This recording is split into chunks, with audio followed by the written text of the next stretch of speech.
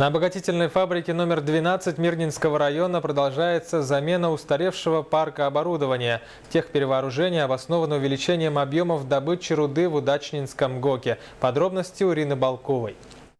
В декабре текущего года на обогатительной фабрике номер 12 Удачнинского ГОКа планируется запуск в эксплуатацию установки тяжелосредного обогащения.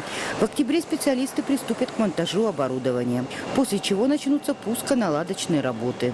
На сегодняшний день, ведутся работы, строительные, монтажные работы, на сегодняшний день пока подготовительные, готовятся металлоконструкции, готовятся отметки, готовятся перекрытия.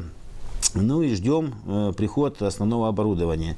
Как мы уже отмечали ранее, новое оборудование позволит увеличить извлечение товарной продукции до 99%. Сегодня, используя отсадочные машины, при гравитационном методе обогащения он составляет около 80%. При внедрении тяжелосредной установки, соответственно, сразу встает вопрос по его обслуживанию. В нашем случае планируется, что специалисты, работающие в настоящий момент на отсадочных машинах, будут переучиваться для получения определенных квалификаций и допуска к работе на новом оборудовании.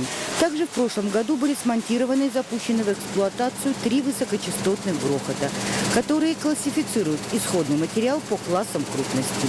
За счет увеличения амплитуды движения, соответственно, увеличивается производительность. И тот парк грохотов, который на сегодняшний день у нас есть, остался после остановки первой очереди, он немножко меньше, получился вторая очередь. Для того, чтобы устанавливать поменьше грохотов с более лучшей производительностью.